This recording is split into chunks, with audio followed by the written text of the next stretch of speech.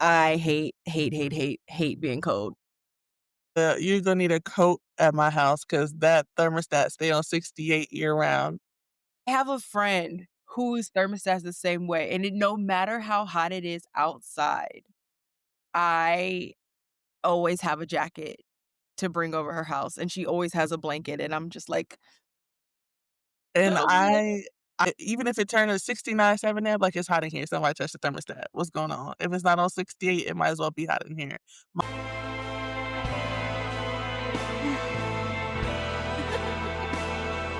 I'm dead.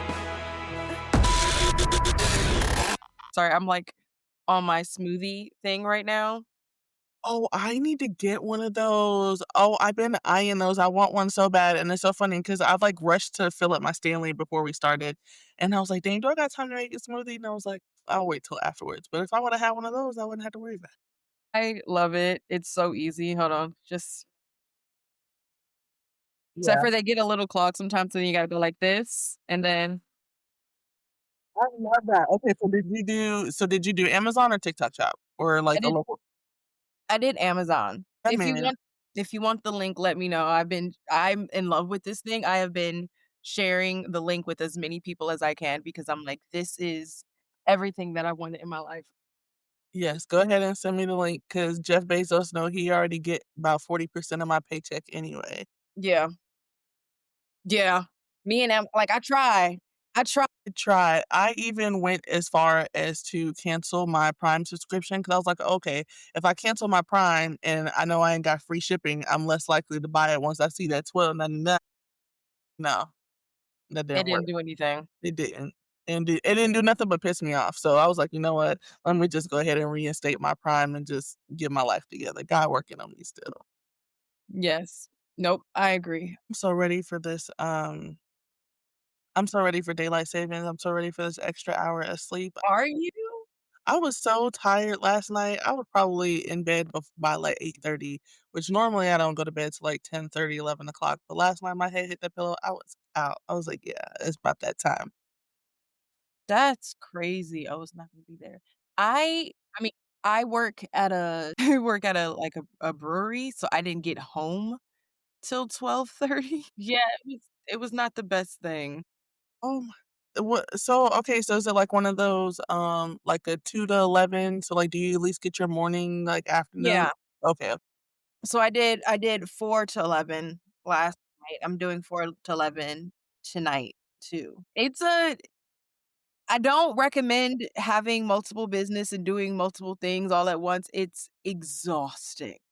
okay. So from your perspective, like your point of view, how do you do your time management with a schedule like that? Like if there's errands you want to run during the day, but you know like things are gonna close by the time you get off of work, or if there's certain things you want to do during like the normal 8 to 5 hour, how do you normally balance that?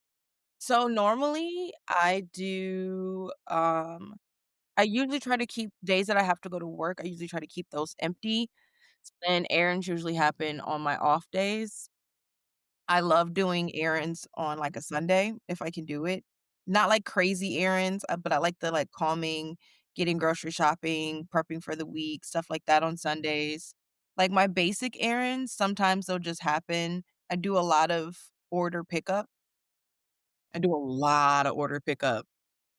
Shout out to Walmart delivery. Like, I don't I don't have time to be sitting in here and walking through the store to get all my stuff. I need to do that while I'm doing something else and then just go pick it up. Low, do you like the importance or like, I guess the quality of being able to go pick out your own things sometimes, but it's just so much easier. I think the only time I get upset is if a man is scheduled to pick up my order because at that point, I already know I ain't about to get everything I asked for because you about to tell me they ain't got it, you gonna piss me off, and I know that they got it.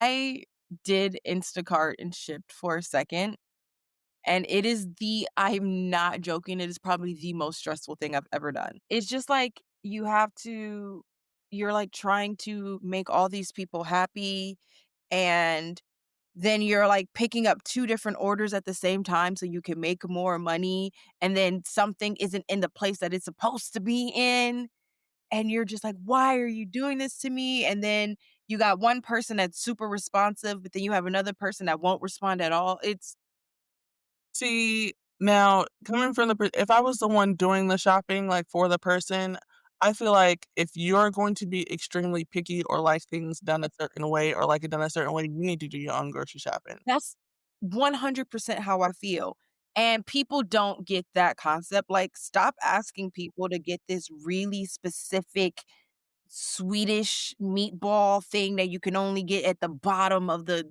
frozen like, no. Um, If you're gonna do that, it's because, like, it's something really quick or you can't do it yourself or you're sick, bedridden, whatever, and you got, several options that you like to use and you're not super picky, just grab something, but if you gotta be real specific, if you making your great-great-grandma's secret recipe and you need this specific item, you need to go to the store yourself. yeah, 'Cause we're not doing that, you're not about to stress me out. 100% agree.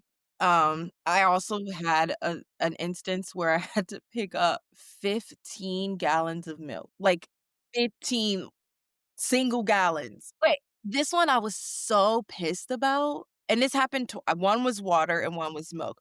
The milk didn't bug me as much when I learned that it was going to a daycare. Like one of those in-home daycares or It was no, it was like a in a building daycare, okay. and I was like, "Oh, maybe they just didn't have the time or whatever, whatever to get it done," so but that one did make me mad, and then there was another it was to a chiropractic facility, and they ordered, like, a crap ton of waters, and I'm like, "Never again. Y'all cannot d you have workers for this, specifically." Friend that lives in Ohio, I did not even know this until, like, recently. So she works at Sam's Club, and I didn't even know that you can buy stuff by the pallet. Like, she was like, "Yeah, people buy pallets of water." I'm like, "When you say pallet," I'm like, "You mean a couple cases?" She was like, "No." She was like, "Those wooden pallets, you can buy those by the pallet at Sam's Club." So she was like, "Somebody bought that for like she was like, "I think it depends, but like anywhere between 600 and $800." But I'm like, "How many cases are on like a single pallet?" And I'm like, and I hope Who are they paying? well, and who's about to carry that? Because I promise you, if I worked there and I was like one of the order pickers or like working in stocking, and somebody ordered a pallet of water, okay, who's about to grab that? Because not me. You think I'm about to pull a muscle for 18.50? Absolutely not. That's what I'm saying, like, that's what I'm saying. There has to be a level of, like I get it, we're in the time of convenience and you're looking for something and you might be strapped for time or whatever, but there also has to be something that in your mind says, like, "I shouldn't be making other people do this at this point." Like, this one should be on me, unless you Especially aren't able to. especially if it's something you wouldn't do. So like why would you expect somebody else to do it? Because I'm like, I wouldn't even do that. So I'm not Uh, even I am stuck on a pallet of water. Okay. While we're talking all of the talks, hi guys. Um, do you wanna introduce yourself so everybody gets to know you, gets introduced to you? Yes, thank you so much for having me. My name is Davonna, but on social media, I'm booked and busy babe. With an underscore, which you can find me like that on all platforms. But I'm super excited to be invited to basically Unbothered. Thank you for having me. Thank you for being here. This is a new venture. It's not a new venture because I've been doing podcasts for so long, but I was doing this podcast with my cousin originally, and I love my cousin so very much, but it's always that the saying that you shouldn't do business with family? You gotta say no more. Just leave it at that because I understand. Um, No, and we've had a conversation, and I talked to her before I switched over because it was originally Saltfish and Side-Eye, and I talked to her before I switched it over, and we had a conversation, just being really honest and like, "This wasn't working for us, and we plan on addressing it eventually," mhm. but it was we're just 2 different people. And I live my life on social media to a certain extent because 1, that's one of the things that I love to do, and 2, I'm an author and a business owner, and, like, you kinda have to be out there, and she doesn't. And I'm kind of, this has to have a format and everything has to be a certain way. And she was like, I just thought it was more of a hobby. And I'm like, It's a business. this a business. We trying to get these coins, okay? Pay these bills. There's so much like podcasting is such the thing right now. Mhm. And I love it. I love the fact that there's just a whole platform that I can just talk. Okay, because no, I don't I'll yap for free. So, it don't take much for me. So, That's any what I'm saying. invitation to have a conversation, sure, let's do it. I'm all for it. I absolutely love that. I'm super excited to see the direction that basically Unbothered is going. And I think, because I was just introduced to you and your work this year, so what, like a couple Mhm. months now, and being able to read some of your books. So I'm super excited in being able to have like a mutual platform and follow along with your career. So I'm excited to be here and see where this goes. Thank you so much. Let me cry. But thank you. Yeah, it's always nerve-wracking, and I'm doing so many things right now, and then I'm just like, I have to remind myself, "You have to edit." Like, you have to sit down. This book is coming out, you gotta edit it, but it is fun, and I also talk for free, so I've been talking for my whole life.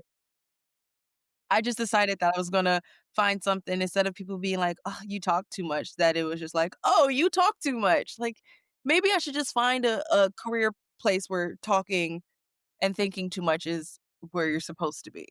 And truthfully, I don't think there's a such thing as having too many hobbies, because I used to feel like that, like, "Oh my gosh, I'm trying to do too much at one time." But girl, life is Mhm. too short, okay? So I'm Yes. about to just do whatever it took anything that makes me happy just because I'm just gonna try it, because what's the worst that could happen? If I try it out and it works, cool. If it don't, that's fine too. On to the next thing. I agree. Wait, what are some of your hobbies? I know that reading is a hobby. Girl, between me and ChatGPT, I'm a little bit too delusional, okay? A little bit too delusional. Anime is another hobby of mine. Me too. Gaming is another hobby of mine. Mhm. I love roller skating I have not been able to do that actually for a while. Coloring, I think I just recently tried to take up crocheting because I was like, "Can I crochet? Is that a thing that I could do?" Uh, Googled how to build a website. I was like, "Can I get into coding? Is that something I could do? I've never tried that before." I just be trying stuff. Like, I'm in my trial and error phase. Like, I just like once I find out that it's possible, I've Mhm. convinced myself that I can do it. I was like, "Oh, okay, that's all I gotta do? Okay, cool." Yeah. I am the same way. Half of my business ventures have just been, "I like this, can I do it myself?"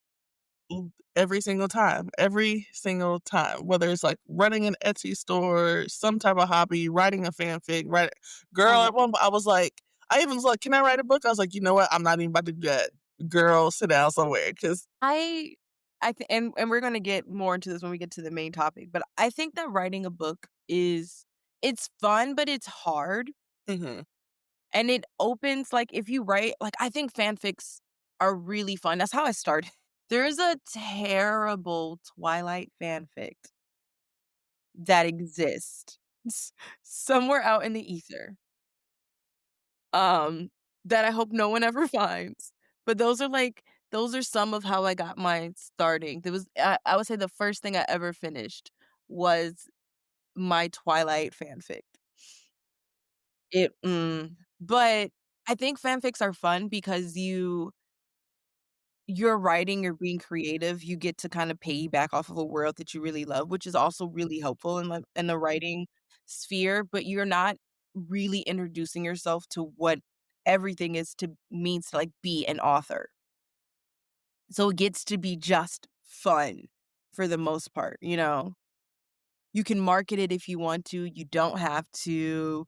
There's a level of enjoyment, you can stay anonymous if you wanted to. Girl, and then when I think I've talked about this before, like, I feel like some readers today would not make it in the fanfic space because 'cause I'm like, y'all be going at these authors about releasing the next book in fanfic, we would wait months, years for the next chapter of something. So Yeah. let alone you talk about a whole nother book.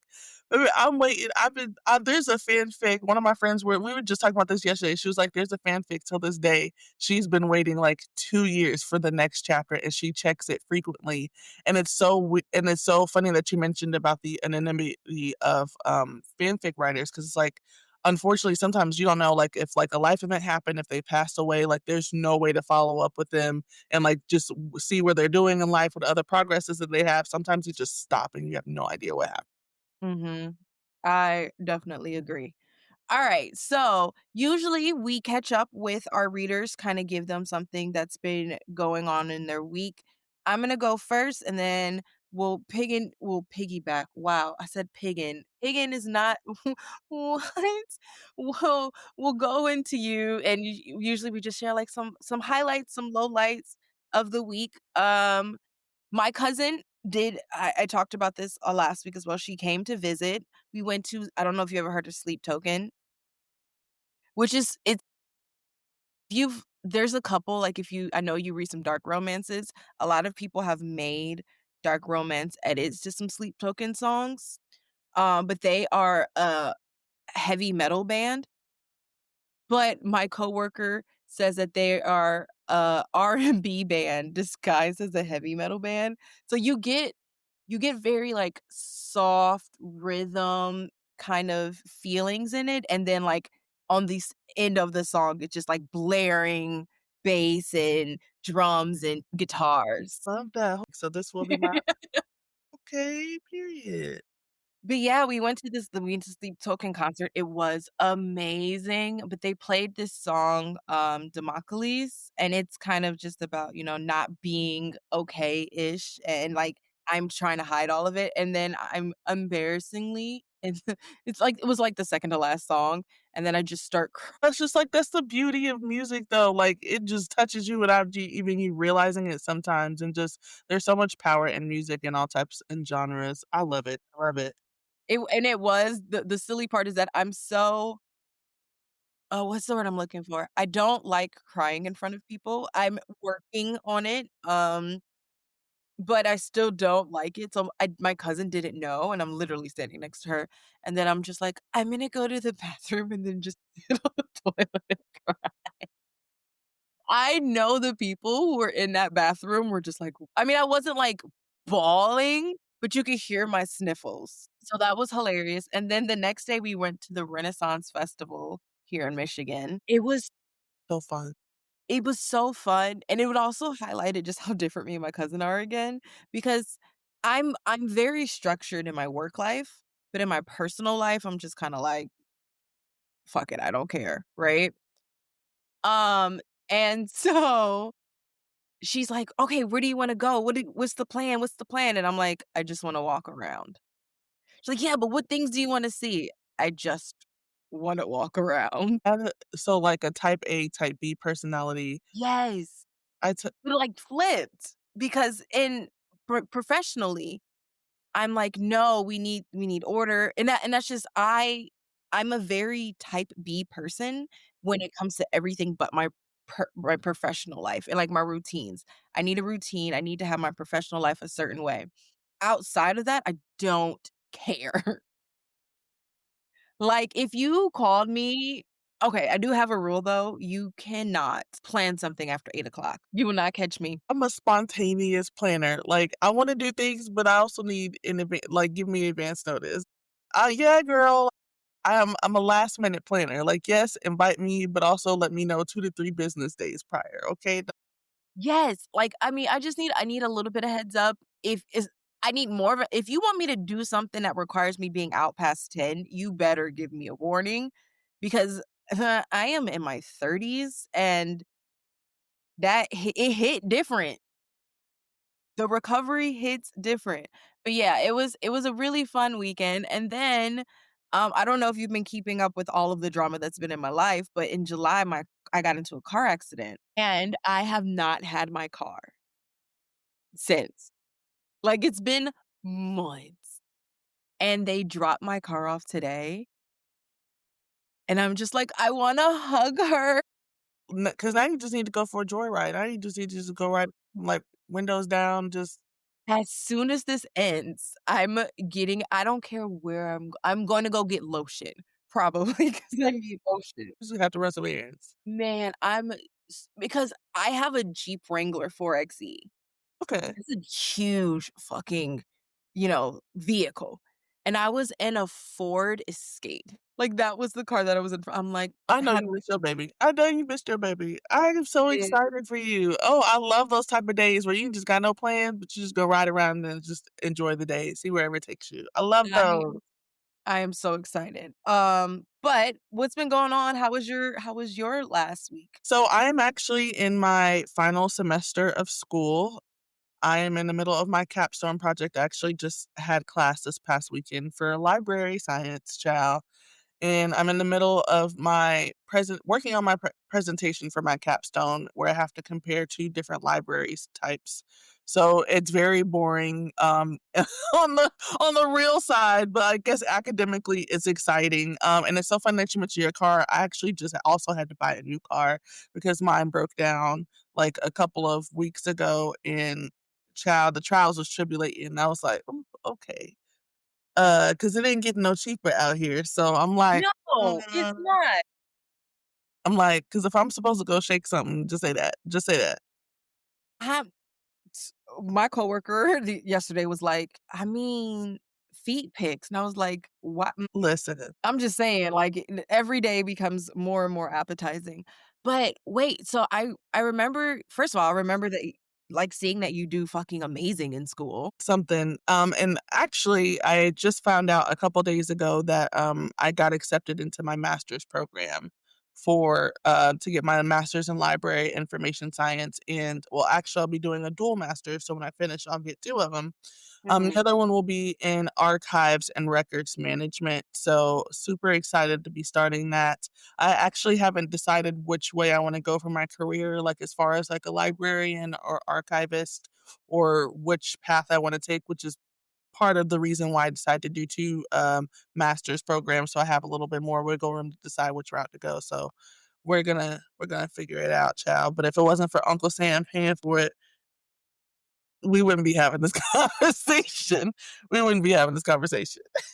Well, I mean, honestly, I think that's so cool.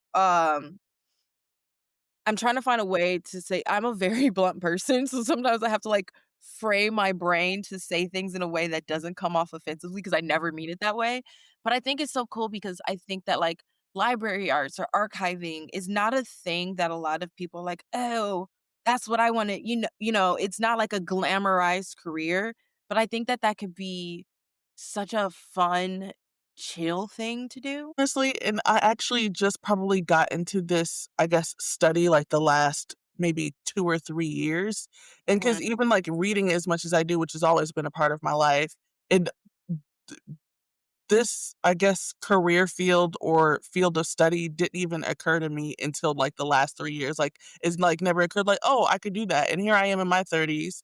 I can't tell you how many times I didn't change my major and my degree in school, child, and I'm like, "Oh, I gotta figure out something I wanna do." I know when, like, I'm passionate about something, I'm like, "Oh," and it didn't click until, like, a couple years ago. Someone's like, "Well, don't you like reading? Aren't you, like, in a big part of this space?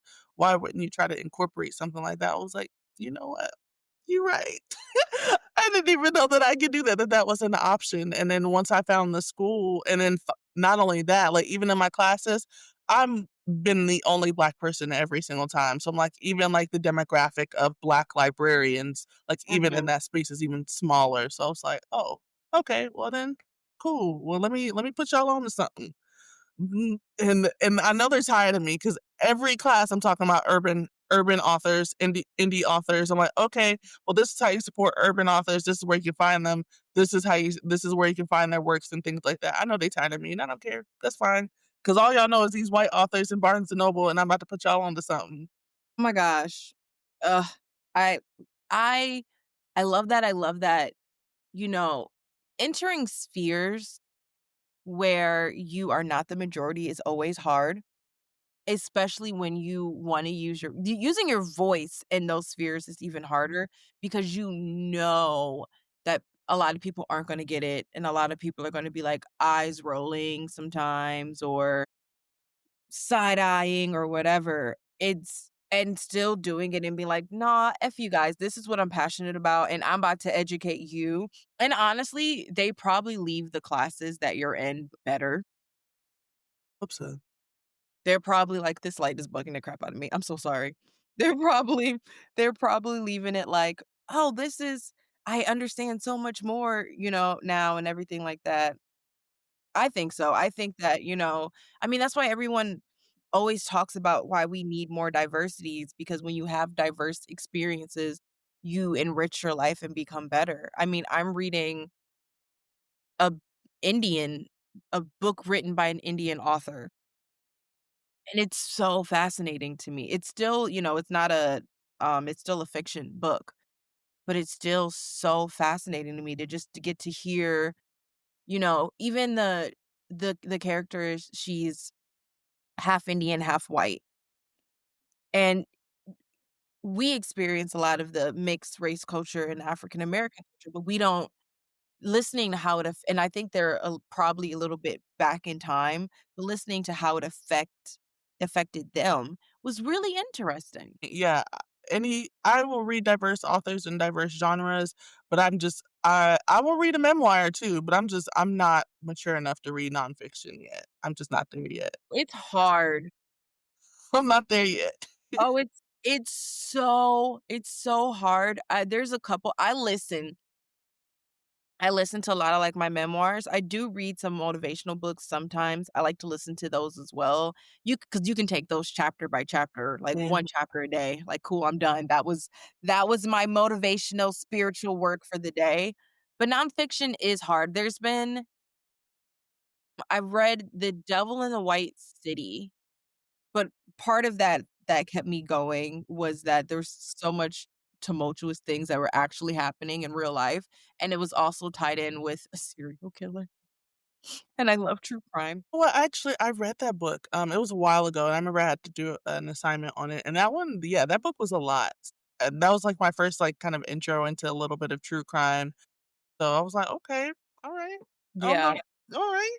I ran to listen to, this podcast I follow, Morbid. They covered true crime, and I ran to listen to their episode about him, and then I've done, Killers of the Flower Moon, which they turned into a movie. Okay, hold on, let me write this down because I'll be trying to get into my different genres now. But I'm also a scaredy cat, so like horror, true crime stuff. It wasn't a horror. It was a little true crimey, but not, like, crazy true crimey, but it's a real story about how do I find a word to explain this? It's a real story about the orchestrated and orchestrated killings of Native American people for their oil rights. Ooh, it was but the movie was like 3 hours long, and I was like, "Who watching this?" I mean, I did, but I said I can't talk. I love a 3-hour movie because me and Pirates and Caribbean go together real bad. me I pro- too. go together real bad. Me too, and honestly, I've sat through some I know, I think it was 3 hours and 30 minutes, and that was where I was like, "Okay, this is a little." There's some where I draw my line. What the Snyder cut of, Justice League, I won't touch it.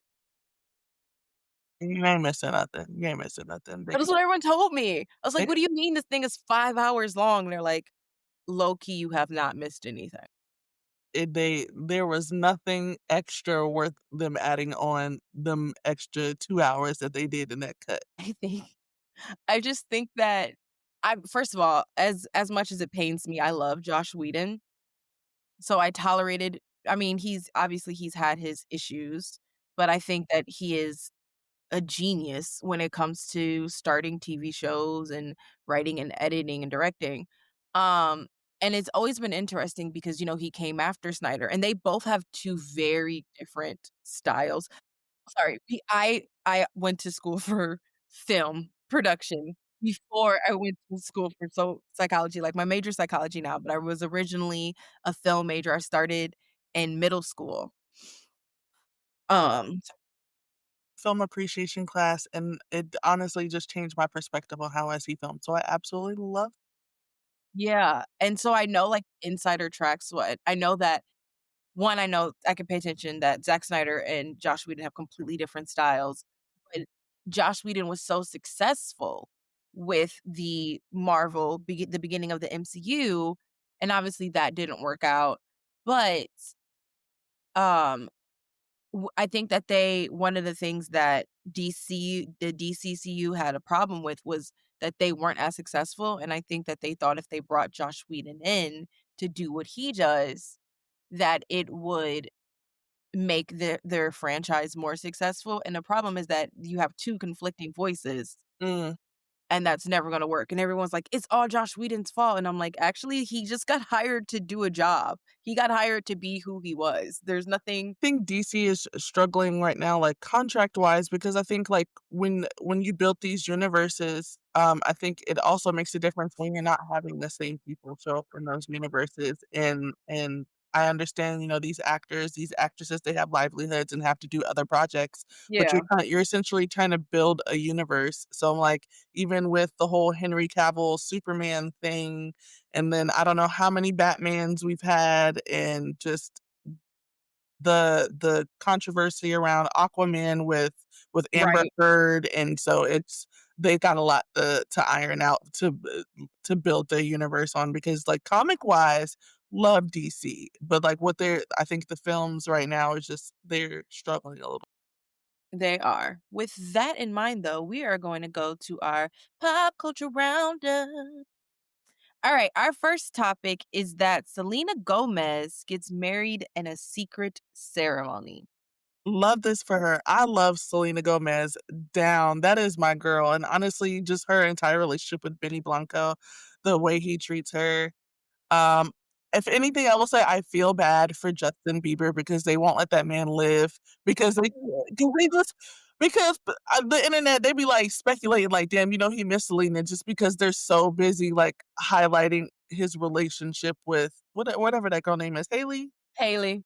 Haley, yeah, highlighting, like, what he does with her and what he didn't do with Selena, I'm like, Dude, they they work so hard. It's so funny because I'm pretty sure that Haley was just like that marriage of like convenience probably. yeah. No, 100%. That was the you stole the words out of my mouth. And they work so hard to show that they're in love with each other, and I just never feel it. And I do feel it. I mean, I have my issues. There's Selena Gomez had this weird energetic period Mhm. that I just didn't understand, but I also know that she has lupus and there's probably a lot of things that she goes through. I looks wise, I probably wouldn't have picked Benny Blanco for her. Listen, that's one of those, if you like it, I love it. I mean, yeah, If you like it, I love it. But also, I'm like, I kind of compare it to kind of like the whole Sierra and Russell Wilson thing. Like, once you've been through bad, looks is probably like at the low bottom of your list. As long as, they treat you right, which you're supposed to, you'll take everything else that comes with it type thing. right. And I love that for them. I'm so happy that she has found someone to love her. I just wish it wasn't as awkward and this is a me thing. People probably there are people out in the universe that probably think that Benny Blanco is the finest thing in the world, and I love that for them. I am it's like my neurodivergent thing. His face is not symmetrical, and that's my issue. Look, because now you're gonna have me go Google a close up. It's just not like I mean, his face is circular, but, like, his eyes are very far apart, which doesn't have, like and it's not a bad by the way, I also feel this way about FKA Twigs. People love FKA Twigs, and her eyes are really big and very far apart, and it's just jarring for me. That's not I'm not saying that, everybody is beautiful in their own right. Like, he just has very distinct and unique features. I know exactly what you're talking about because 'cause I've had this conversation. I know we're talking about Selena, but also, like, Eddie Redmayne. I'm like, I don't know how to describe his physical features at all, but I'm like, they're just so unique and distinct. It's like I wouldn't necessarily call him attractive, but I wouldn't call him ugly either. It's just interesting, like just an Yeah. interesting looking individual. And so, like, but again, this is a totally I have weird dating, like, things that are just, like, a no for me. Okay, now I'm gonna have to follow up and ask you like, okay, well, I need to know like your dating icks and looks, and now I need to know your type. I will give you one: teeth. I have a really hard if your teeth are, like, crooked teeth or and it shouldn't be a problem. It's, like, literally in my head. It has nothing to do with anybody else. It's in my head. Well, I feel like that makes sense. So I feel like that's pretty common. Because I feel like when you talk at people, you look at them like from the nose down. Mhm. So, like, you look at their teeth when you talk to them versus, like, when you look from the nose up. I saw an ad somewhere that was like, teeth are the first thing that you see 'cause, it was like a dental ad, and then I was like, you didn't even notice that the girl on the picture didn't have eyebrows because you were looking at her teeth, and she didn't have eyebrows. I was like, "Oh, damn, I did not notice that, you're Like, right." "Oh, crap, I didn't even see that."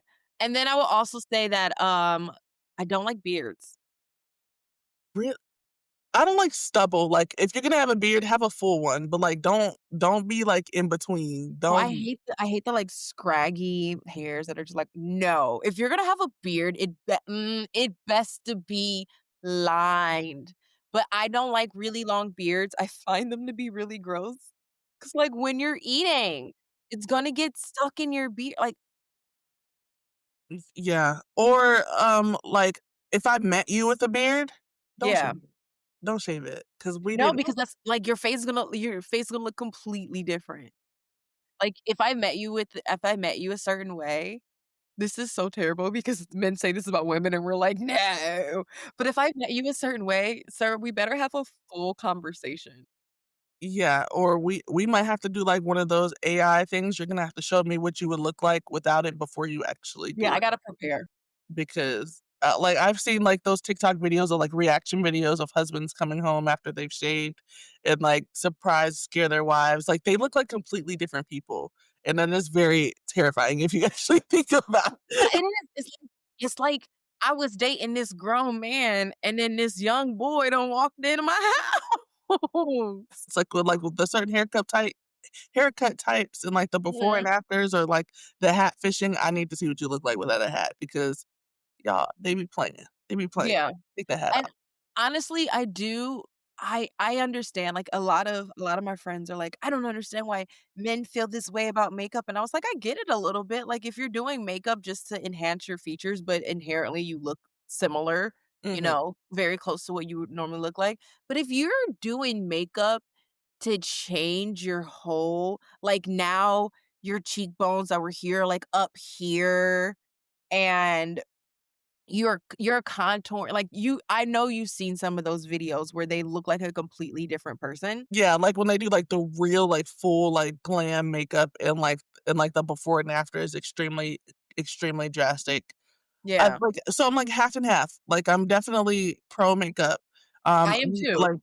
Like, for myself, I wouldn't do all of that, but I'm, like, also, like, support, like, the ones who do, and it's like, I from an artistic perspective, I Gorgeous. definitely see it. I'm like, I from an artistic perspective and a female perspective, I see the point where, like, there's no way in the world a woman would do all of that for the approval of a man, so I definitely know that they do it because they just absolutely want to and love it and have fun.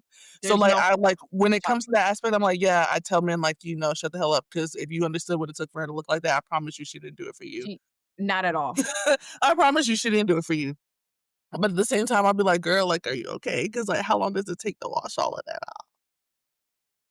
My thing is there's a celebrity, it's, Bethany Joy Lenz, and she was on her I listen to a lot of podcasts, but it's because I have you gotta listen to what you do. Yeah, Like, amen. to be a writer, you gotta read. So and I you l but she made a statement about on her first date, she doesn't really wear a lot of makeup. If she goes out on a first date with somebody, she doesn't really wear a lot of makeup because she's like, "I love makeup, there's nothing wrong with wearing makeup, but I want you to see me Mm, and like me." And then after that, and also it's like, how much effort do I really wanna put in? not even just for me, but, like, energy into a situation that may only be a one-time thing. But, I she was like, "I want them to get to see who I am and get to like who I am, and that be it." And tying it kinda back into Selena Gomez and, Benny Blanco, I think that that is the thing that makes me the most happy about the relationship, is that I think that these people truly see each other as they are and love each other as they are and not who they're trying to be. Absolutely, and that's probably, like and I think that's, like, the foundation that most people strive for, like, even at my most authentic, raw self, you still see me and still actively, intentionally choose to be my partner every day. Love it, I amazing. love Alright, our next one is that Dawson's Creek had a reunion special, and the reunion special was in honor of James Van Der Beek because James Van Der Beek has cancer, but he was unable to make it because of his cancer, but they did Michelle Williams organized the whole thing for them, and they all kind of came together, and it was really beautiful. I love Dawson's Creek. Me too, me too. Ugh, talk about a show that yaps. Yeah, Dawson's Creek was definitely a staple in my early 2000s, my late 90s, early 2000s, Yeah. and truthfully, I probably had no business watching Dawson's Creek, and I'm like, even season 1, episode 1, right off the bat, homegirl who Mhm. was dating the black guy in that small white town. Yeah. It was so like, shows that push the limit to me were so beautiful, like, they had Dawson's Creek had the episode, they talked about what it was that she was, poor, Dawson was rich, and her dad and her mom died, her dad was in jail, her sister's married to a black man, and all that kinda controversy that they had. They had the whole thing when they had the gay character come out, and he wasn't one of my favorite things about it was that Jack wasn't traditionally gay, you know, and they and I love the way that they show that he didn't adopt feminine energy just because he liked a certain thing or certain people. There were so many things that they talked about that I just really loved. We've talked about this before, but I like on a podcast. I'm a huge um Joey and Pacey fan. Yeah, I when they ended up together, I was like, "This is the best thing ever in my life." Because if she woulda ended up with Dawson, I would've burned down a city. believe me, I burned down the city. Okay, okay, I can okay, so I was also a fan of them getting together. I was gonna say now if we got into One Tree Hill, that'd be a whole different story because my thoughts on who ended up with who would be completely different. Ooh! Hey, I love So Yo, who did you want to end up I mean, like, Naley obviously deserve each other, so hey, okay, unpopular opinion, I don't know how I feel about Haley and Scott. I didn't like their whole era of marriage. I can see that. I think that, like, Haley was always the kinda, like, constant, Yeah, I was and, Nathan was really just, like, always doing something, and even when she was confused and not really confused, but, she was trying to do her career and everything, and Nathan was being like, I when I originally watched it, it hurt because I'm like, I you saw a lot more of how hurt Nathan was, mhm, and you saw how confused Haley was about Chris Keller, but the truth was that she never really liked Chris Keller. She was just really interested in it like, going to her career, and this is just something that happened, and I think that she was attracted to him only because he was a stepping stone into getting her talk about it, talk about it, and you know what, and honestly, isn't it so crazy as now as an adult in our 30s, reflecting on, like, the situations that happened in Dawson's Creek and One Yes! Tree Hill, and it's like because now looking at it from an adult's perspective, like, even, like, Lucas's mom in One Tree Hill, like, y'all are living in the same town. And you got to see this man, your baby daddy and his wife every day, and they're ostracizing you, and he stepped out. And then you got your son going to the same school as his half brother. living in the same town with a dad who doesn't acknowledge him, like, as an adult, and then I'm like, and then you marry his brother, like, girl, It like, what? no, it was a mess. And I'm like, I can't, like, even yeah, that was like I'm like, "Oh," as a kid, I don't think I really paid attention to, like, the situations that the adults were going through, like, at a younger age. I was really Yeah. more focused on, like, Haley, Nathan, Lucas, and what they had, but I'm like, "Oh, they was." Dude, all the adults I mean, even, like, Dawson's Creek, when you think of, like, the fact that really early into the season, Dawson's mom is having an affair. Girl, talk about it. You're like, "Okay, It's like, okay, "Alright." y'all." Or even that just, like, Dawson's I mean, like, I don't know how I feel about it, but I remember being younger and being shocked that Dawson's parents would just always be making out with each other, and then Dawson would just be walking in on his parents just groping each other, and you're like, The way that's, like, so unrealistic to me because 'cause I'm like, "Yeah, y'all don't be doing all that all the time 24/7. Go sit down somewhere."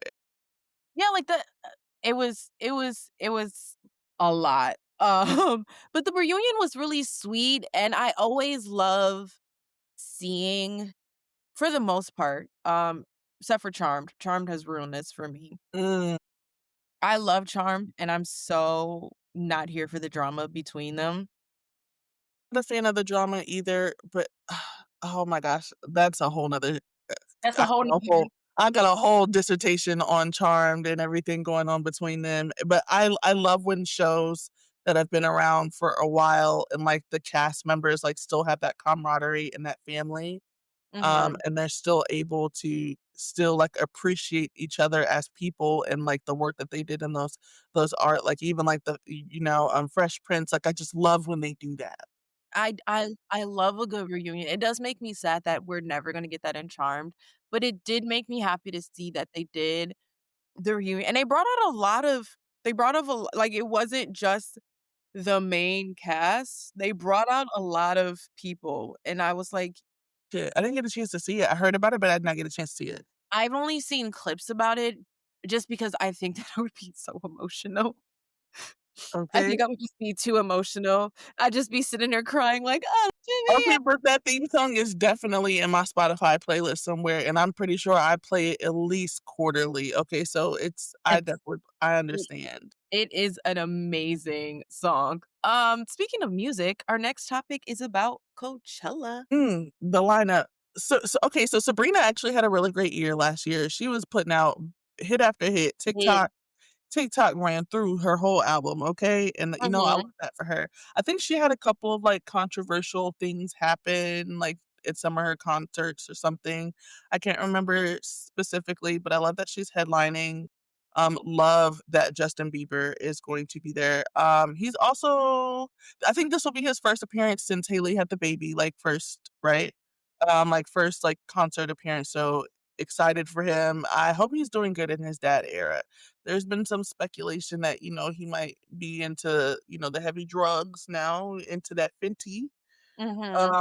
So I hope that's not the case and that he's taking care of his mental health. Justin I yeah. Yeah, I agree, I'm gonna pull it up because I wanna see it. I think I would've switched them. I know that Justin Bieber is technically the bigger Mhm. artist, but I think as far as validity and who's more out there right now, Sabrina Carpenter is way more out there than, um, Justin Bieber is. Yeah, like, they it probably would have been they probably would have had, I guess, excitement around it. Yeah, like, Sabrina I if it were like, Karol G can stay on Sunday, but if it was, like, Justin Bieber on Friday and Sabrina Carpenter on Saturday, I think that that would've been the better thing because then, like, I'm not a big Justin Bieber. I like some of his songs, but, Mhm. like, whatever era he's in right now, I can't follow. Yeah, and you know what? And I get so empathetic, like, when it comes to, stars and celebrities like Justin Bieber, because 'cause I'm like, Justin Bieber is also one of those who started very, very, very young, and then, like, probably one of the ones, like, and we don't even know his story, if he has a story when it comes to, like, the whole Diddy controversy, seeing Mhm. how, like, implanted he was just through Usher and that discovery and just I just all like, and especially after everything that happened with Nickelodeon and their documentary that came out, I'm just always like, my heart bleeds for, like, celebrities who, like, grew up in the spotlight like that, and I just remember how young he was. I'm just like, "Please take care of your mental health," which is why I'm such a stan for Amanda Bynes and Lindsay Lohan, because 'cause I'm like, as 2 staples, like, who grew up, like, in, like, the face of, like, Disney and Nickelodeon and things like that, regardless of what they're going through, they're still, like, fighting, living, and I'm like, I love that for them. So, You know I get so empathetic. I'm like, "I hope you're taking care of you." Sabrina Carpenter is also one of them. She was a Disney girl. That's right. She was on the spinoff of Boy Meets World. I the way that I watch that once a year, that's my comfort show. Love Um, lo but I will say that I think that more Disney stars I mean, there's still Disney stars that went off the rails, but I think Disney did a better job of protecting agreed. their talent. I mean, they probably have really strict rules, You ain't lying. but I think they did a good job. But yeah, I think that if it was Justin Bieber, Sabrina Carpenter, I would be a little bit more interested in it because honestly, I am just like I just wanna go to Friday. I don't really wanna see and there aren't a lot of their, like, subliners. Like, honestly, everybody I wanna see is on Friday for the most part. Sabrina Carpenter, Disclosure, Teddy Swims, Cat's Eye are some of the big ones on Friday, and those are the people I really wanna see. For Saturday, it's The Strokes, Giveon, Addison Rae. The fact that they're giving Addison Rae another chance is Like, to perform, I couldn't even tell you a song that that girl sings, no okay? idea. No idea. I do love me some Giveon, though. I do lo A lot of people do. I can't get into it, only there's nothing wrong with him, but he has a very distinctive voice, and it's very emotional, but to me, sometimes it comes off whiny-ish a little bit. and you and but that's also, like, my emotional playlist, so, like, if I'm going through my Yeah, particular time of the list or that time of the month, Giveon's gonna be on that list, so that makes sense. yeah, and so, for me, I just can't do that, but, like, the Saturday lineup and then the lower people, it's not really giving me anything. Alex G, Swally, it's not giving me anything I'm like, "Oh my gosh, I absolutely have to go for." And then even Sunday is Carol G as the headliner, Young Thug, Cascade, Big Bang, Offie, Major Lazer, Iggy Pop. We already talked about how I'm not a FKA Twigs fan. It To me, this one feels less as the other ones felt.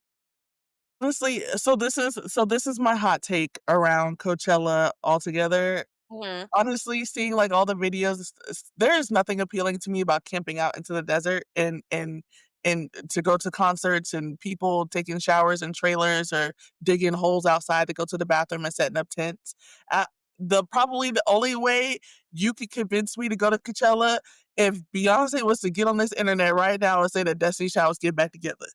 This was And like I'm like, the biggest if thing. we said we was getting back together and we was performing at Coachella, I would probably I'd be ca okay, then I'd be like, "Alright, well, let me look up some hiking boots, see what I need to do to figure out how what I need to do to survive in this desert." And maybe it's because I'm not, like, really an outdoorsy person, but I'm just like, Mhm. that just does not sound like a good time, and, like, I've seen, like, people talk about how, like, they've gone days without showers or, like, they get stuck because of all the parking and, like, trying to get out, and, like, I'm like, "That does not logistically sounds like a nightmare." Yeah. No, agreed. I Coachella's the only one I would go to, but I've always been telling people that, we gotta be slinging these books and these podcasts so that I can get the VIP Coachella, because Amen. I can't do it any other way. Somebody gotta put me up in a hotel or Airbnb because I can't be camping out there. Like, what do they eat?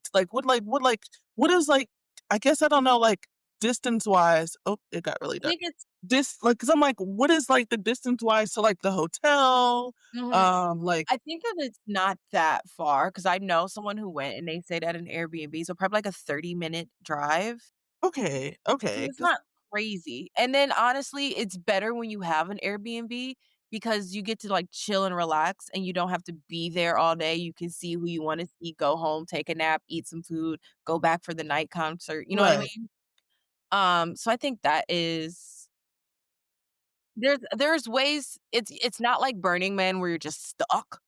There are ways there are ways to do it that it can benefit you. You just kinda have to find your own way, but outside of, like, Sabrina Carpenter and Cat's Eye and maybe Teddy Swims, I'm not really excited about this lineup. No, yeah, and honestly, I think, the last couple of years of Coachella, to be if I'm being frank, but I don't know if that's just, like, the decline in, like, concerts in general, or, like and, like, the price gouging that's been happening, and how you used to be able to go to concerts for, like, anywhere between $50 to $75, and now we're paying, like, 10 times that just to even have not even the same Yeah. experience. I think it's because 'cause we're getting older. Right, we get to that point where we don't like unnecessary noise and being out. I mean, that, but, like, I think that all of these new artists that are coming out, I just don't know them. You might be right. That might be what it is. That's just the part of, the pains of getting older. Cause Yeah. I don't got time to be on Spotify looking up 75 new like, if the four I call her the 14-year-old, she's my mom's friend's daughter. If the 14-year-old introduces me to a new artist, I'm like, "Oh, okay." But outside of that, I'm kinda at my age where I'm sticking to the people I know. okay, cause in my car, I mean, it's still 2003, okay? Yes. In Yes. my car, it's still 2003. I don't know what you're talking about, but we about to bump this Lil Wayne. We about to bump this early '90s R&B. Lloyd triple platinum in my car, okay? Yeah. Yeah. Speaking of 2000s music, the last of our updates is that Rihanna had her baby. Yes, and first of all, I'm so excited there was a girl, 'cause I remember in her Yes! last she was like, she wanted a girl so bad, and I think it was, like, circulating, like, one of her, like, red carpet interviews, she was like, "I'm a black woman who came from a black woman who came from a black woman, and Imma give And I birth wanna to a give black." birth to a black woman. Yes, and baby girl, she manifested that for her, and I know she's, like people speculate about her, like, relationship with A$AP Rocky, but Rihanna, I feel like, has always been a private person, similar to, like, Beyoncé, you only know what they tell us. I I love this for her. She don't seem and as much as I also want her to get in that studio, if you ever wanna drop an album now that you got your You girl, waiting? you know, I hear you, girl, you living your life. I love that for you, but again, just saying, you ain't missing no coins. I'm just This second saying, album. we We we waiting. But you know what? I think that sadly to say, I'm not a Chris Brown fan, by the way, I'm just gonna throw that out there. But I think that part of the reason why she keeps her life so private was because of that. Like, her personal love life was because of that era. Because she got so much backlash from when it happened, and then when she decided to get back with Chris Brown, she got so much backlash for that, and then there was the whole Drake, Chris Brown drama, and then after that, and after people speculating about you and your body and your choices and your relationships, after a while, I'll be like, "Y'all just don't get access to this." but you know what I also love though about, like, what I another reason why I love Rihanna and, like, the whole how she handled the Chris Brown situation, and another reason why I love, Ciara and how, Future it only took them one time to learn their lesson. One time. How many times do we see, like, celebrity, don't get me wrong, I love Cardi B and Cardi B stan. Cardi B done went through this several times with Offset. Oh gosh. Ciara, once she realized what type of time Future was on, she got the fuck out, and she learned her lesson one time, and then she found her Russell Wilson. Love that for her. Rihanna, Yeah. after the whole thing with Chris Brown, she did not double back, she did not spin the block, she learned her lesson, and I she mean, kept it moving. she did go back to She him, but it was did. brief dalliance, and I that part I understand a little bit because when someone is one way and then they change so Mhm. drastically in one instant, you kind of have this jarring feeling and you're like, "Oh, well, maybe," It was like a but one-off, yeah. she didn't go back she went back years later, which was like, "Oh, maybe he's changed, maybe he's different," but I definitely like, Cardi B, love her, but I mean, I've been a Cardi B myself, and let me tell you how you will never catch me doing that again.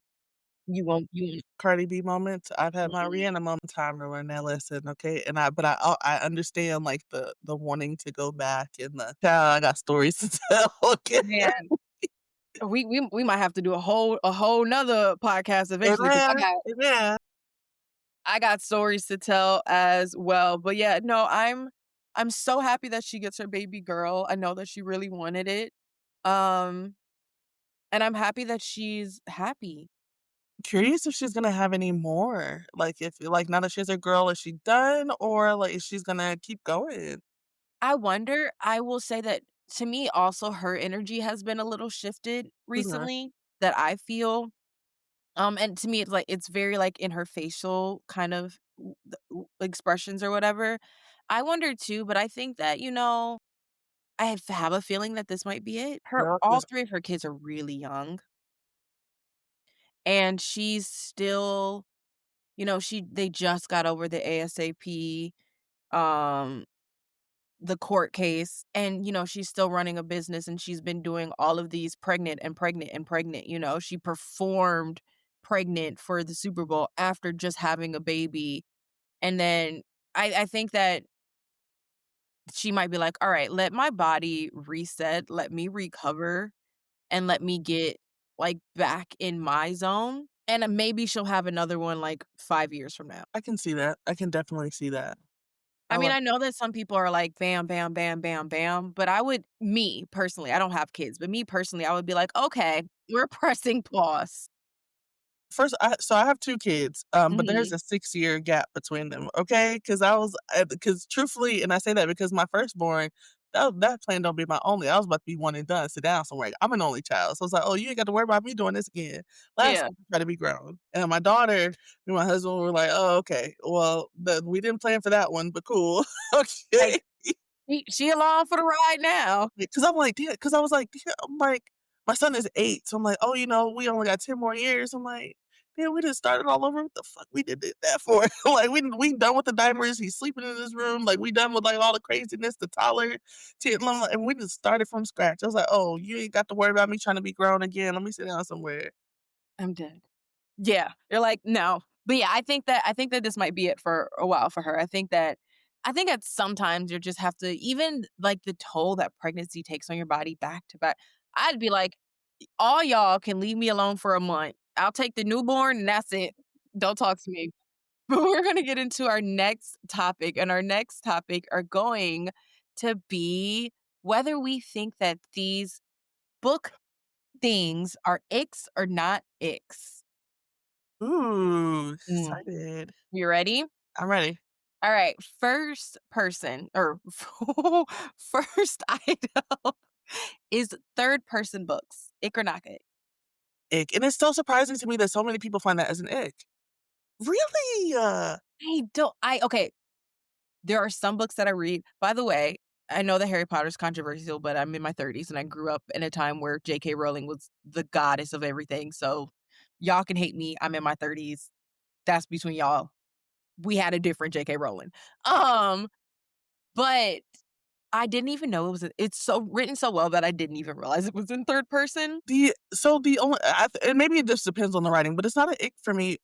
I guess the only time I would be bothered is if it's not, I guess, like, announced that, if it's in third person and that person has more than one name and Mm, you're calling them and you're interchanging those 2 names, it's not, said that this is the same person, and I'm thinking, like, it's 2 different people. You're like, "Well, hold on, who the fuck is this?" Like, "Wait." yeah. It's just third person is it's hard for me to get into. Mhm. And a lot of people don't write third person the right way to me, and that's my bigger issue. Alright, next one is using slang in books. I've said this many times, it's an ick for me. If it's half and half. I'm also on the fence about this one. Yes and no. Like, if it's overly used, like, you don't have to say "nigga" 20 times in, like, 1 page. Like, I got it. This is a urban fiction. This is we black, okay? I got it. Everybody up in this book is black. You ain't got don't nobody talk like that realistically, even if it is fiction. So, Yeah, you ain't got to say all that. yeah. Or, like, if it's, like, a cultural thing, like, I think I read one where, like, they were, like, from Chicago or Philly, and they were using, like, Chicago, Philly slang, and I was like, "I don't know." Or, like, if you're gonna do that, give me a little dictionary or something. Let me know what I'm reading. put it in the back of the book, the front of the book, what this slang means. If I'm not from that area, let me know. Learn me something. Yeah. For me, it's about, like, longevity. How will the book like, if we're using I don't mind "yeah" and "what's up" and, you know, those, but, like, if we I was just reading a book and they use, like oh, I can't even think of the slang. It starts with an S. Too old to be I'm too old to be in it. But, like, if you're using slang that's probably only gonna exist for 2, 3 years, it really dates your book, and then when you go back and read it, you're like, "Oh, this is so cringe." Mhm. Swaggy. Swaggy was one. Oh, yeah. Okay, I see what you mean. And slang is just one of those things where, like, it's constantly being updated. Because please whatever the kids are saying at 6, 7. Yeah. Like, it's not it's there's a difference between using slang that will exist and be understood throughout, whatever, or even period pieces, right? And period pieces, when you're writing slang, it's different because it helps to give you an understanding of, like, what was it builds the world around you. But if you're writing a book that's here and now, in 5 years, I'm gonna read this book and be like, "Ooh, this was so cringe." You know what I mean?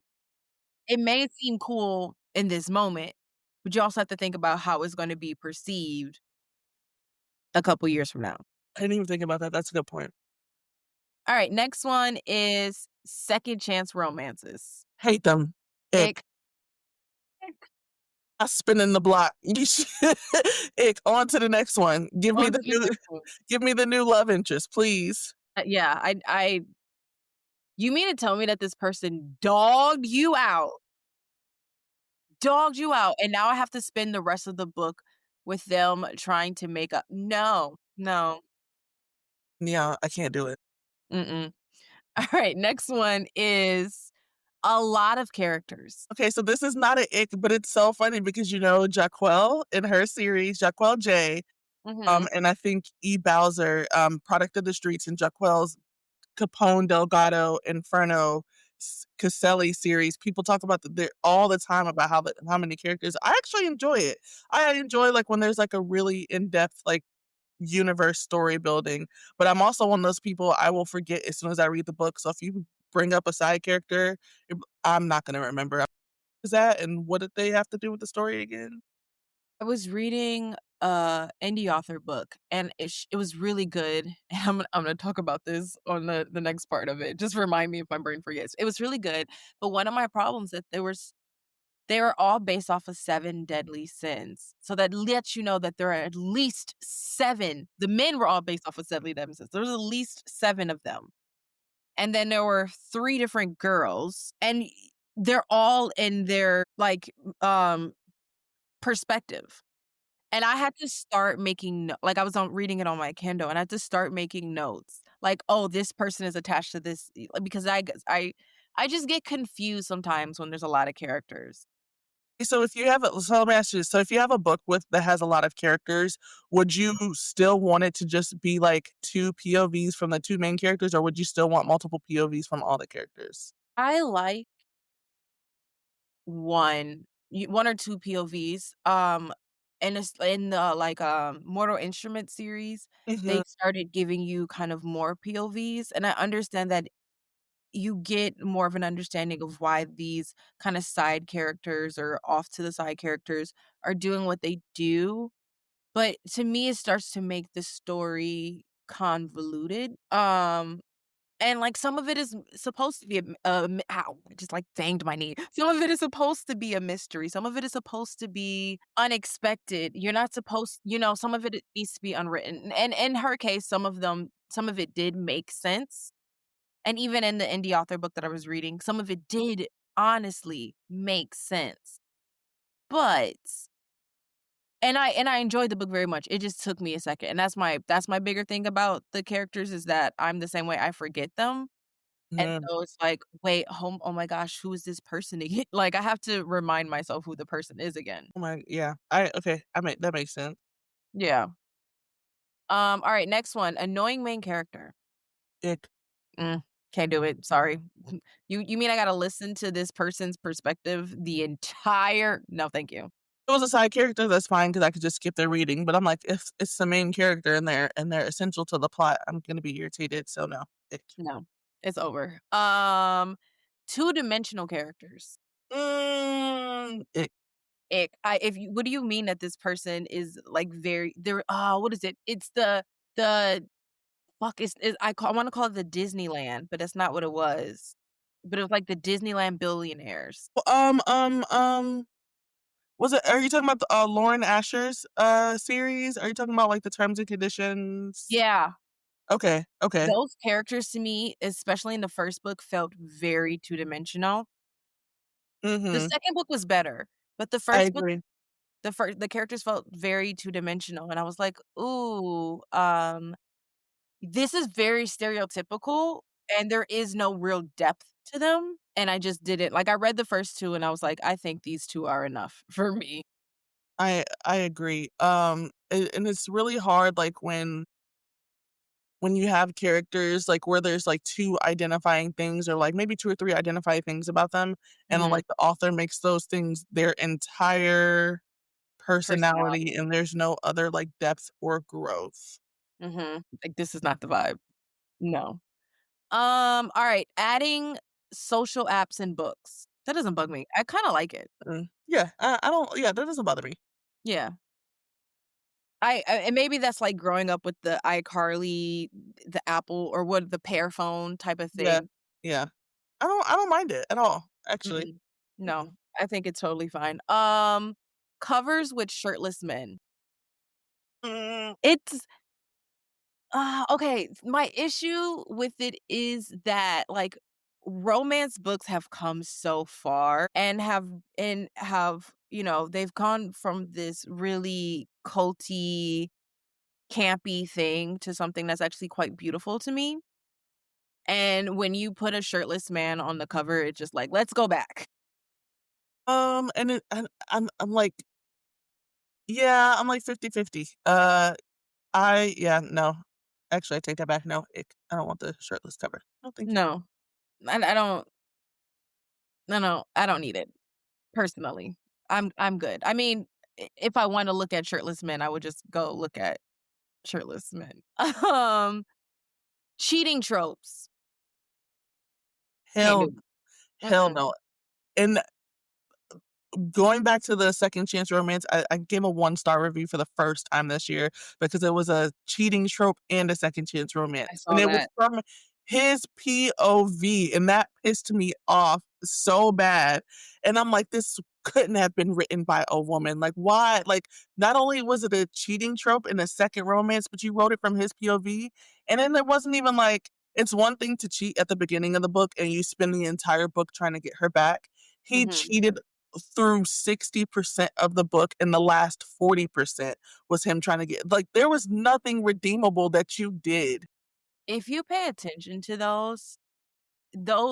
there's a saying that your writing always says more about you than it does about the characters that you're writing about, and a lot of people try to live what they want to happen in the scenario that they had in their books, and I get it, but you have to be so careful about writing those is because it was an indie author book that I couldn't even read, because it started off with a girl faking domestic violence, and it was written by a woman, and I was like, "Did you not feel responsibility that you're continuing a narrative that is often portrayed to silence women's voices?" And she's like, "But it happens in real life," and I'm like, "I'm not saying it happens in real life, I'm saying, did you not feel a responsibility to not contribute to a narrative that is damaging to all domestic violence survivors?" And she's like, "It happened to my boyfriend." And I was like, "There we go. If you're writing about a situation and your first response is I'm writing a situation that happened to my boyfriend." And honestly, the situation was so stupid that I'm like, did this really happen to your boyfriend or did your boyfriend make this up?" And I also think that, you have to be mindful of the genre. Like, this was a romance genre. This fell under the romance category. So you're essentially romanticizing this thing Right. that is happening. Like women who are we're reading for happy ever afters. We're reading for romance. So Mhm. like for you essentially to write something like that and think that it's like romantic in a sense of like, well, this was an idea, but this wasn't ideal, but this was how our love life happened into that ideal.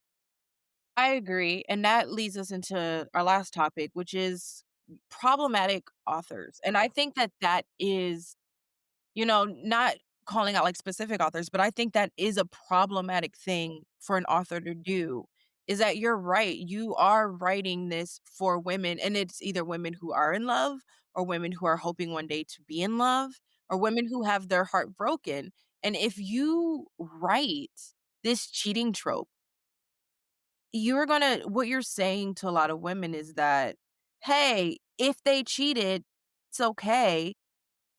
They just made a mistake, take them back." The fuck? And you know what? And I'm so on the fence on what is classified as a problematic author or not. Because on one hand, I'm like, from the artist perspective, like from an author's perspective, you all are artists, and I fully and like sometimes like you write just to get something out, and it's not necessarily for the consumption of the public or like you just wanted to write it just because that's what you were feeling in the moment. But at the same time, like, do you like? It's the same thing like we ask about like celebrities and musicians. Do we put them on a pedestal? Do we put them in a role model position that they didn't ask to be in? And do we put these unnecessary expectations on authors on like what their platform means and what they should use it for as far as their writing and their audience? And at the same time, like you said, like when you write something like that, that is just so like, what was your intent when you published this? Like what did you want your audience to take away from this? Mhm. Because like why like why would you encourage women to fight for a relationship like that? Yeah. I think for me, I'm also on the fence about it because there was the whole people were mad when Rena Kent said she won't write a main black character simply because she's not black and she hasn't had a black experience. And people were all up in arms about that. And I was like, no, that's totally fucking fair. Like I don't want you to write. I want black people to write black characters because I want black people's voices to be uplifted. And so I there is an issue with how we're labeling authors problematic. But I do think that what we should pay attention to the most is like intentionality. So if, an author, H.D. Carlton, for instance, she originally in her books, there was, I guess, unintentional Jewish hate. And she didn't intend it, but as soon as she found out, she said, "Okay, let me rework this book and let me change it." And that shows that she never had the intentionality. So she's not problematic, she's human, she made a mistake. But when you're in a situation there and the whole book, the intention is to highlight that men can do this, but if they come back in the end and they're super kind and they're super loving and they buy you flowers and a Lincoln or, whatever, that you take them back. To me, the problem is that your intentionality and what are you trying to say? Because art is always trying to say something, whether it's drawing, whether it's painting, whether it's sculptures, singing, writing, poetry, any of that. You're always trying to say something about what you see in the world. So, like, what are you trying to say then? Because it seems like you are expressing your own trauma, which is fine when you do it in a way that makes a statement. But you always you as an author, as a creative in general, and I mean, you probably feel this way too about making TikTok videos. You always have the kind of thing in the back of your mind, it's like, "What am I trying to say?" Mhm. Mhm. And I think to me, that's the issue with problematic authors is that sometimes they don't care about what they're trying to say. I see, and now I'm curious, like, with like, what your listeners how they feel and what they classify as problematic authors and how they navigate, the voices in book spaces. They're like, "You shouldn't be reading this author if you have this author on your shelf," or "They did this," and yada, yada, yada, I know that some people are against, like, SJ Mass. mm, I know a lot of people talk about how they get on the book talk sphere that we're both on, a lot of them talk about how they get frustrated when people are talking about authors and they see A Court of Rose and Thorns. I've never read any of those books. me either. and I've never kept up on whatever people feel about them. I know people have really strong feelings about Harry Potter. I stand by my statement. I read this book a long, long time ago. I do think that J.K. Rowling is a problematic author. I don't I don't think it started off that way, and I do think that people misconstrue some of the things that she does and says or whatever, but I do think that at this point she is. I don't think she started off that way. I understood some of her I don't understand her trans hate, I don't. I'm part of the queer community, but I understood as a woman where her feelings were about the identity of a woman being displaced. I don't think she handled it the right way, but I don't think that the public handled it the right way either. From a different perspective, also, like, J.K. Rowling has been in the game for a really long time, Mhm. and, um she's also at the point where and I think it's a little bit of an ego thing where she's like, "I don't have anything to prove to anyone, like, I am still making money off of this series that I wrote over 20 years ago, has 8 films, several adaptations, is in the amusement parks, has merchandise in Barnes& and Noble, and is something that is relevant every single year around Christmas, around Halloween." So it's like just this one series, she has built an entire Like livelihood. her empire around. So she's like, I don't have. So I feel like it's all an ego thing. She's like, I don't have shit to prove. Like, I don't have to, So I stand 10 toes down by what I said. And like, even like, people constantly trying to cancel her or like, cancel, I think the video game that had came out over it, like the Hogwarts Legacy in support of her. So what is like the latest, like the fan fiction Manicold that got rewritten into Alchemized Mhm. and that whole The whole drama. Yeah. I think that, like, I agree with you for sure. She in a sense that, like, I think that she's at a point where she's like, "I don't have to prove anything to people." I think when it first started, when the first controversy and I didn't follow it originally, but I like to do my especially when cancel culture, I like to do my research because cancel culture can be something really stupid. Um, I think how it started didn't have the intentionality of being hateful. Maybe it was ignorant for sure. I don't think it had the intentionality of being hateful. I think it came from a place of she had this friend, the friend got fired because they were preaching things or talking about things at a college that people perceived to be as transphobic rhetoric. She defended it saying that, y- I think her what she said was somewhere along the lines of, biology is biology and you can't change biology.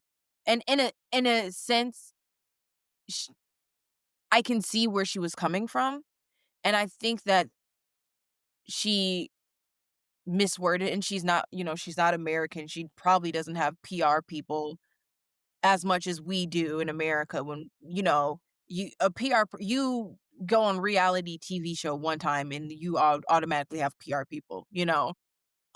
She lived a more back kind of life.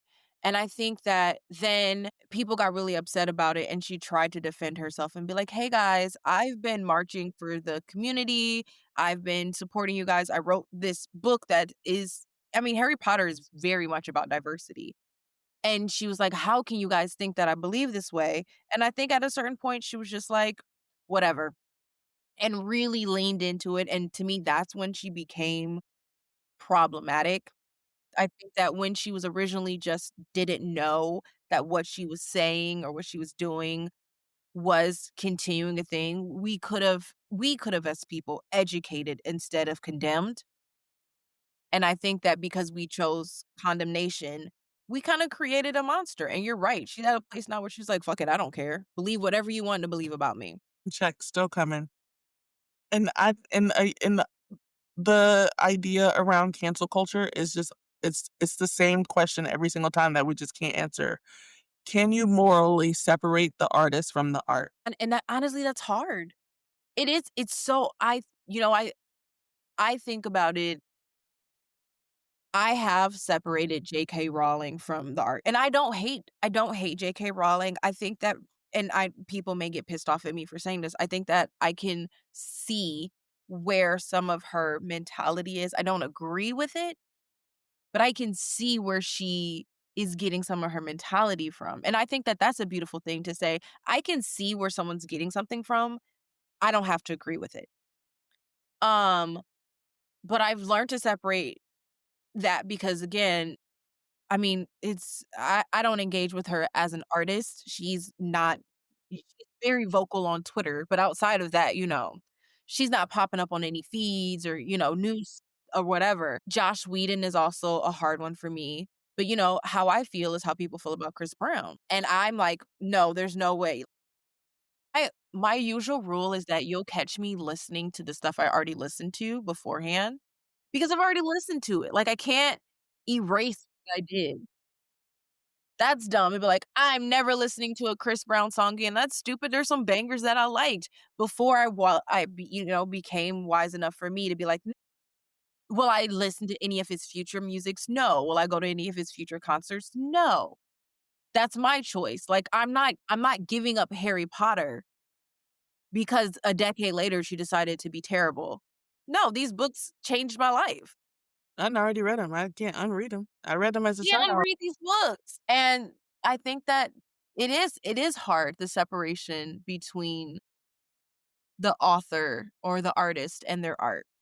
That is a hard thing because when you love something and then that you feel a betrayal when you love something and that person lets you down because you do connect their art with who they are. I think the hardest part, and I know we're wrapping up, I think the hardest part also about the Harry Potter and the J.K. Rowling thing is like, there's one thing to separate the artist from the art, but also being held accountable for something as dangerous might not be the right word, but, like, something as detrimental as, what's going on with the LGBT community, things that are happening within the trans community, like, at that point, it becomes political, and it's like, you have to have accountability, and it's, even if the intentionality wasn't there, it's the fact that in the current economic climate that we live in, and you're standing 10 toes down and you're not backtracking or you're not redacting or whatever, you're not being proactive in your support of whatever it is.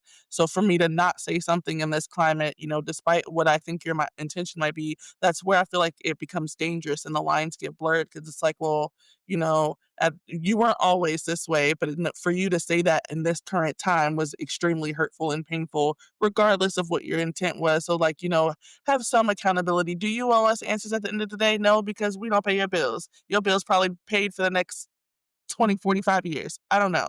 But, but it's like, and I think that's where the disappointment comes from the fan base. It's like, okay, it's political at this point and it's about morals and ethics and where you stand in support of the people who are essentially paying your bills because this is your audience. This is who you are writing for and they're telling you that they're hurt by something that you did. Yeah.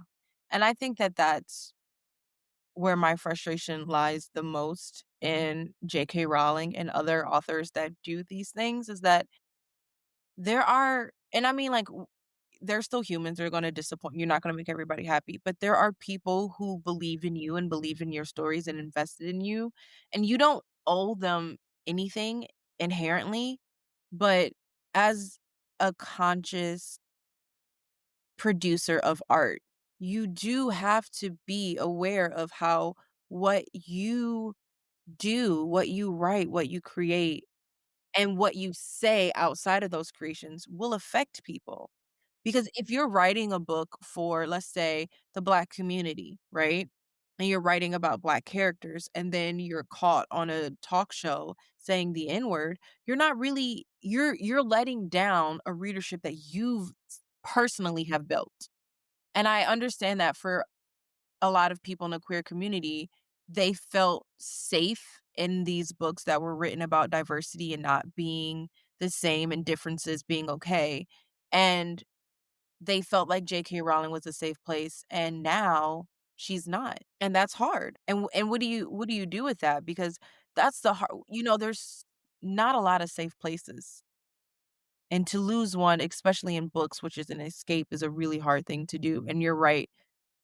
She should have she shouldn't have dove 10 toes down. She should have taken accountability, and she should have stepped back and been like, "Hmm, maybe I can have my feelings and opinions, but maybe I can do it in a more respectful way, and maybe I can use my voice still to speak up for these people who don't have people to speak up for them." And I think you made another interesting point perspective, like, she's not American, but she does have a huge American fan base, so the things that are happening here in America, she is not seeing firsthand real time based on Mhm. what's happening in the UK.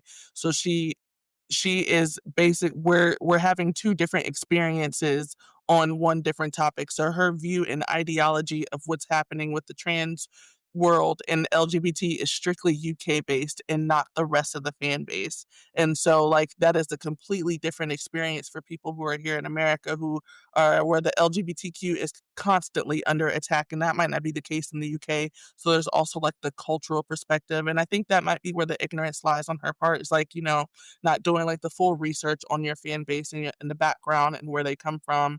And it's like, okay, well, you from the UK, they might not feel this way, but obviously my American fan base, they're crying They out do. about something. Yeah. You're right.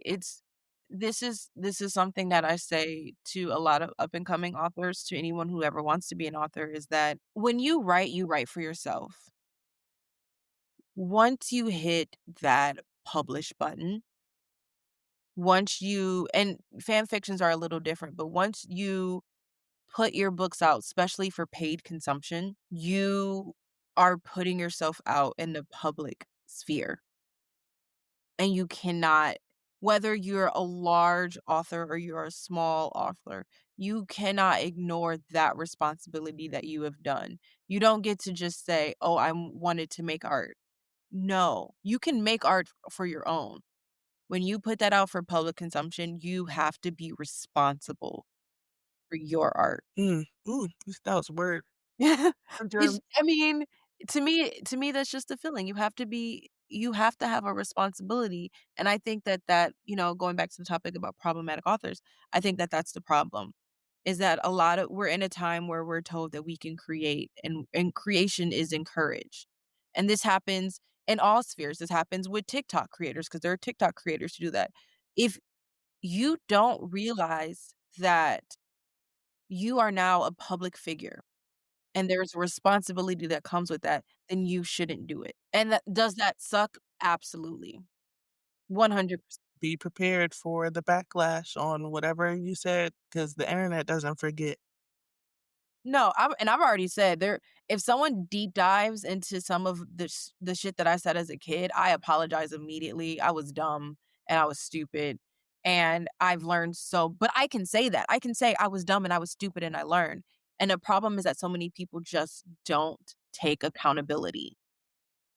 And that's really all it is at the end of the day, is taking accountability because we've all said ignorant things, like, and unknowingly, even at the time, like, or it maybe knowingly, and we've changed our mind since then. It's not about like, people can't change because they absolutely can, and you can grow and learn from things, but taking the acknowledgement and the accountability of being able to say, like, I was definitely wrong when I said that. And at that time, that I was obviously unacknowledged or ignorant in this specific subject or topic of whatever it was that I said.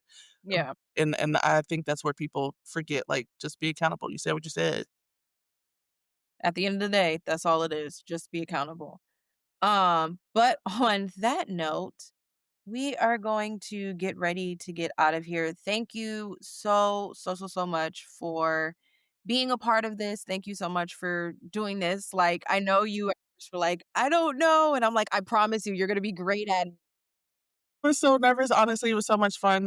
Thank you so much. I cannot wait, to listen and to continue to support with this podcast. I think you're doing great, and, basically unbothered, and you got a new fan out of me, so thank you so much for having me.